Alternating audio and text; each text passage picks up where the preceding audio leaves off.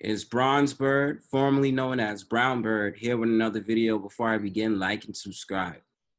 So, I wanted to make this a brief topic of conversation only because I started to understand culture for what it is, the urban life, and people who decide to want to, look good and, feel good about themselves, especially to the things that they wear. I'm a very simple man. I don't really ask for a lot and I don't really expect a lot when it comes to clothing and all these fashion label brands. I'm just not really into them as much as other people are. Now, I do believe that people should look good, people should dress the part, and people should look presentable when they go out, regardless of whatever gender you are. But of course, I start from the very much the basics. You do need shoes, you do need pants, you do need a shirt, you need all these different things to be in society. You just do. Now, I've never understood growing up for a little while, why people put certain things on a pedestal or certain brands on a pedestal in order to make it seem like they got it. You understand? My thing about it is very simple. Just dress the part, dress however you like, but don't try to demean other people in the process. And the reason why I make these statements is because recently we came out in the headlines is about Jordans and about these people in Harlem fighting over a pair of Jordans and fighting over online with Jordans.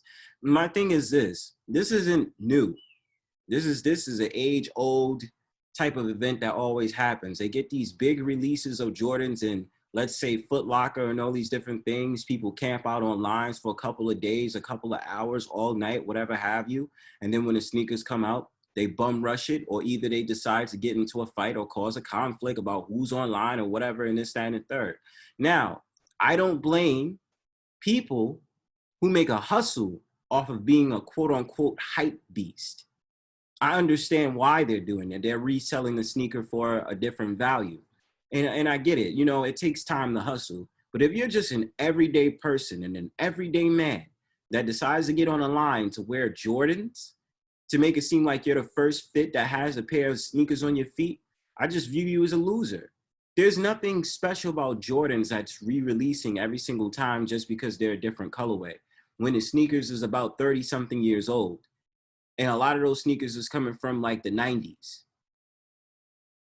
And a bunch of clips, you'll see these brothers arguing and a bunch of these men arguing over nonsense and arguing over sneakers and stuff like that. And that's why we have a big problem in this society, because for people put things on a pedestal that is not necessary, especially sneakers. Now, I'm not saying people shouldn't rock Jordans, people shouldn't wear Jordans and all these different things.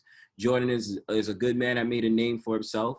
In honest opinion and in personal opinion, I feel like LeBron James is the one that's following in his footsteps, because I don't know what number the LeBron sneakers is on, but they are up to at least LeBron 14 or LeBron 15.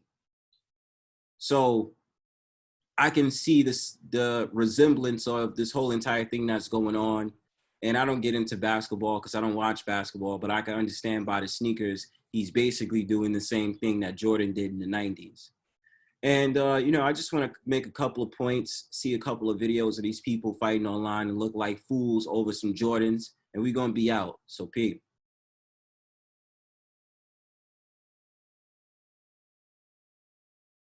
The first video right here, as you can see, a bunch of lame-ass dudes online about to fight about some Air Jordan 6 Carmines. And you know what? I'll do a research on it as well. I'm going to look it up after this is done, just so I can check it out. Pig.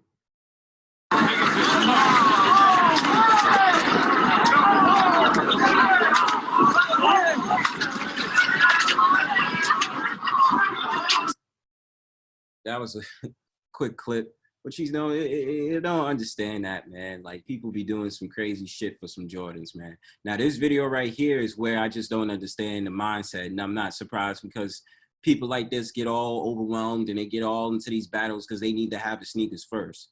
But I mean, honestly, if you're gonna wear the sneakers, what a special event are you gonna wear it to? Now, if you're gonna get fly for going to a normalized party, I just think that it's not necessary and it's a waste of your time. And that's the reason I started getting out of Jordans. I didn't find it a big deal about Jordans, wearing Jordans on your feet. I used to like Jordans early in my teenage years, and I wanted to collect all the Jordans because I like the design. But now, as it sounds, or it seems, I mean, Jordans is still cool, but I don't find anything you know, a whoa factor about retros.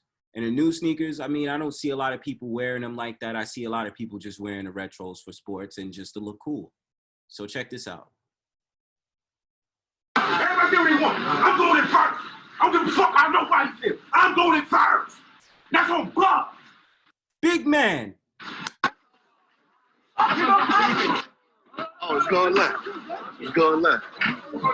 It's going left. It's going left.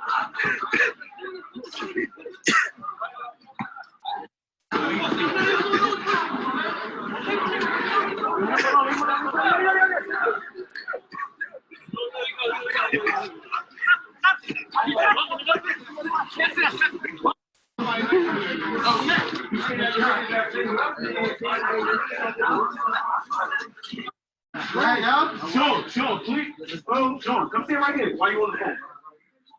It don't matter how y'all go first. And you see that a bunch of people outside fighting over some goddamn sneakers on 125th Street in front of the Apollo and thinking that that's something you're supposed to do to reclaim how tough you are and how badly you need the sneakers first.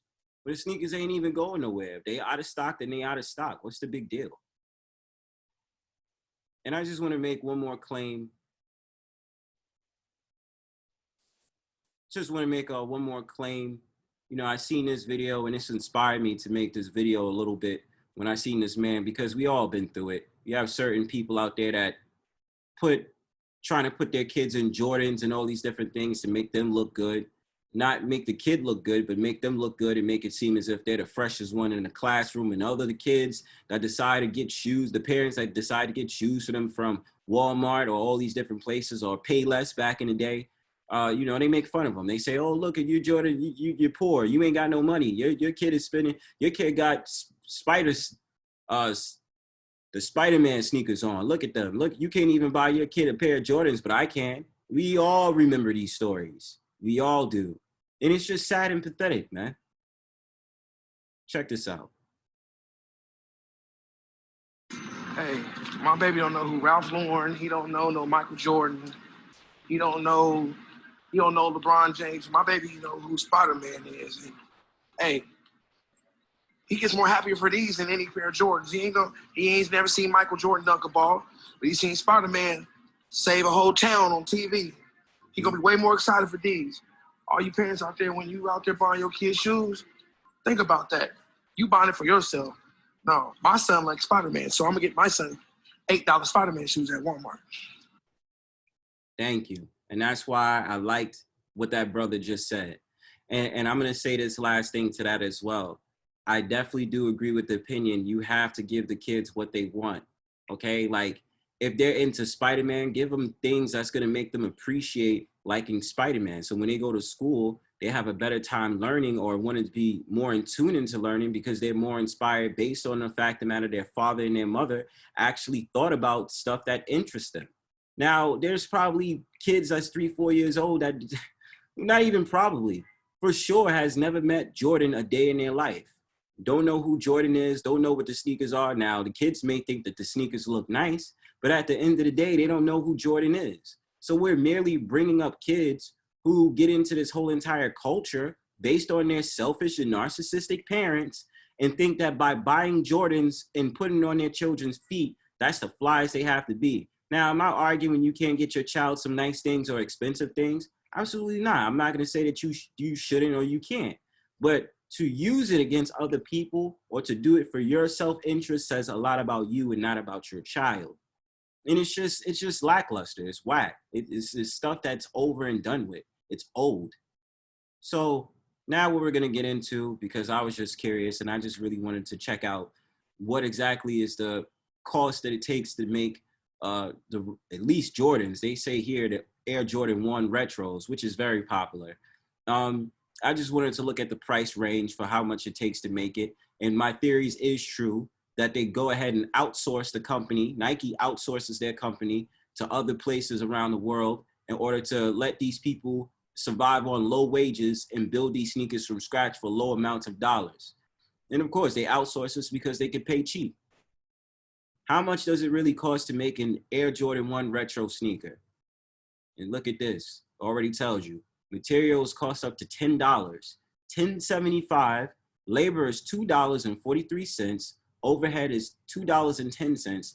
Factory profit, total cost $16.25. It's crazy. Now, this is what it says right here. This is for the Jordan 1s. We all know that Nike reigns supreme in the footwear industry. With so many shoes sold, how much profit do you think Nike makes? Let's just break it down with the Air Jordan 1s, shall we? It's said that the total cost to make an Air Jordan 1 sneaker is $16.25. Again, let me repeat that. $16.25. It costs $10.75 for materials, $2.43 for labor, overhead is $2.10, and factory profit is at 97 cents. So almost $1 for factory profit. Today's retail price for the Air Jordan 1 is around $125 to $140. So that leaves a profit margin around $108.75 to $123.75,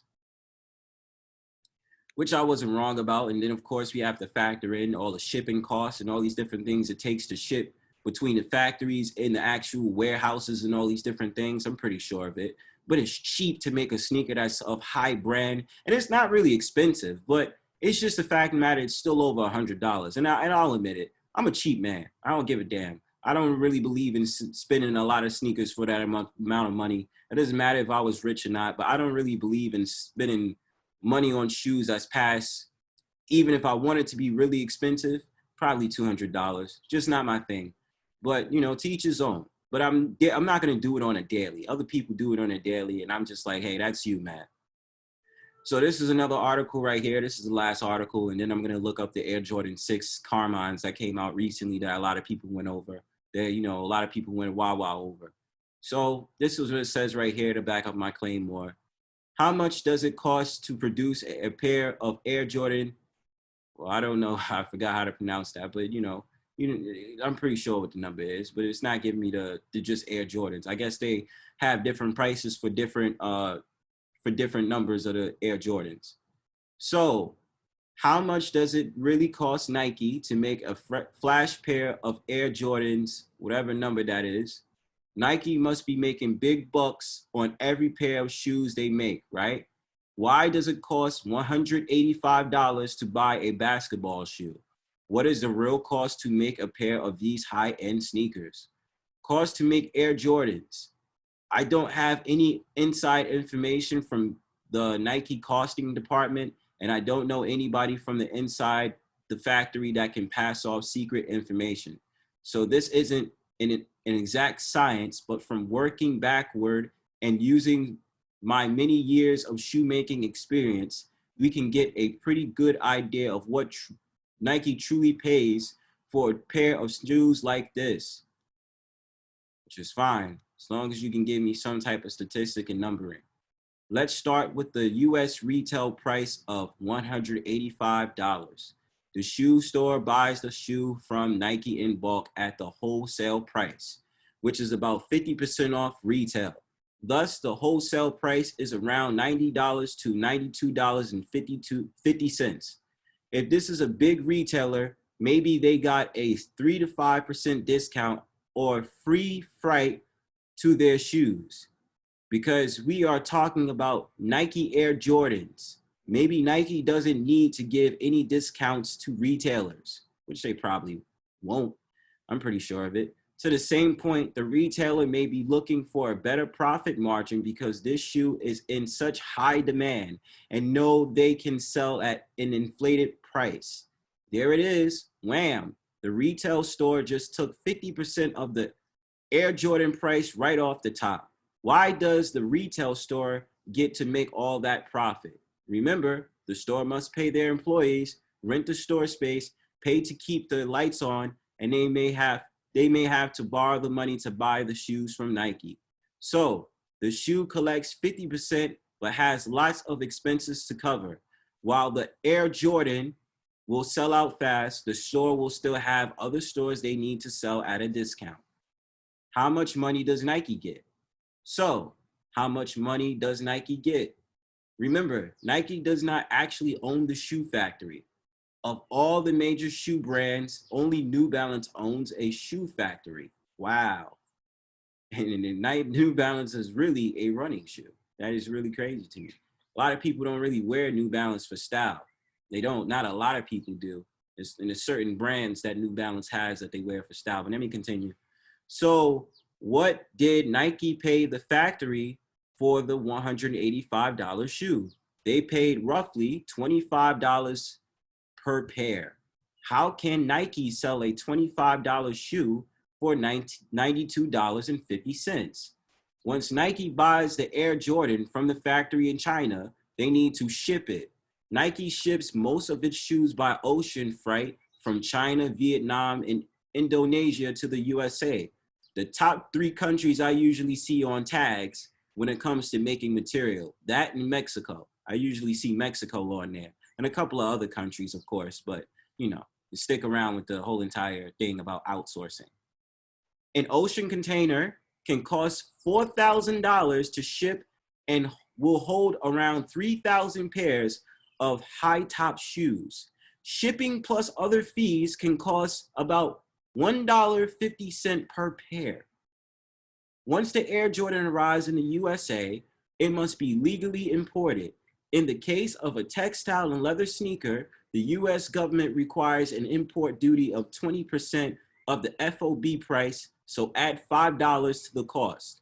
Now the shoe in the warehouse is $25 plus $1.50 plus $5 equals $31.50. Now they need to pay Michael his royalty for being the greatest basketball player that ever lived and for being on their shoe. It's hard to know exactly what the royalty amount is.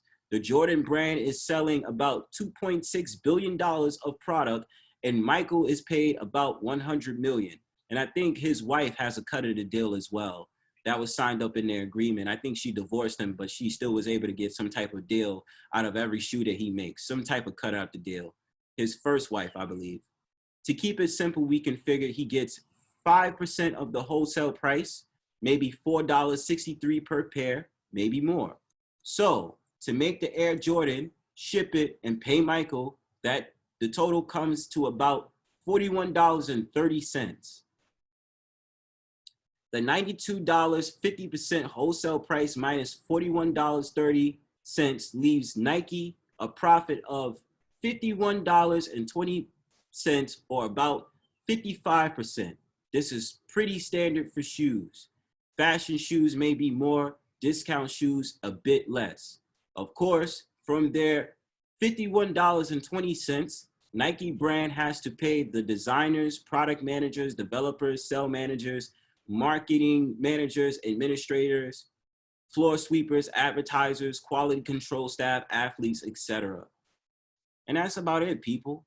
So I just did this because it piqued my curiosity. I don't think I was wrong with what I said, but a lot of people don't think for a second the reason why it's probably a high earn on these shoes. Yes, they're high in value and all these different things, not just the Air Jordan 1s, all these other sneakers, right, from the Air Jordan, just because of the outsourcing program they do, because they go ahead into these factories and pay these employees for cheap. So a lot of people is getting effed when it comes to these Jordans, but not you when you buy it for over $100-something or $200, depending on what shoe it is. And I mean, I don't knock the hustle. As long as you're getting paid off of it or you do a business, I can respect you for it. But to go ahead and make a big deal about having the shoes on your feet, I will never understand what is the purpose of that. So lastly, I just want to look up the Jordans that came out for my curiosity. I want to just do that real quick before I leave out of here. Jordan Carmine 6. And just to show y'all, this is the shoe that these people on 125th Street was going crazy over. I seen these shoes before. These are the same shoes that came out in like 2018, 27. I don't even know the year, but these sneakers are so goddamn old. As in, like, these came out a couple of years ago, way before the re-release of it in 2021. And this is the thing I don't understand. The only thing that happens is that the stitches are a little bit different from the other times they released the Carmine 6s. And these shoes is from 1991. I don't get what the difference of these shoes is. I wouldn't go crazy buying them. I don't think that they're special because it's just like it proves my point. And this is the first time looking at these things with you guys just to have an understanding on the release. These sneakers right here, like, came out a couple of years ago. These are the same old sneakers, yo. And people is going crazy for this nonsense. Listen, people, whatever you choose to do is up to you. I don't find anything special about it. It's the same old releases, just like I thought, just like I figured. And, you know, people go crazy. But this is the reason I think it's just dumb and it's not plausible to have these arguments and have all these fights over sneakers like this. Regardless if it's Jordan, nowadays you got Balenciaga, you know, not really Prada, but you got all these other high-end brands and not a lot of people fight over them. But, you know, I think a lot of these sneakers nowadays just look garbage. They're complete garbage. And they don't have no type of style to them that make them very licensed to wear. Now, I can tell y'all what my favorite brand of sneakers is, but, you know, that's up to me to know. You know what I'm saying? But, you know, for Jordans, I don't understand why brothers still want to go outside and fight, or people in general want to go bum rush lines to buy a pair of sneakers that came out a couple of years ago and they're just re-releasing it. And it's just a couple of kinks from the other pairs that they had come out before. So otherwise than that, y'all be careful out there, people. Vanity is really not important. You know what I'm saying? Not hyper vanity. I don't think it's important. And, you know, y'all going crazy over Jordans, it's just funny to me. But to each his own, y'all. So like and subscribe. Stay tuned for more of my videos. Peace.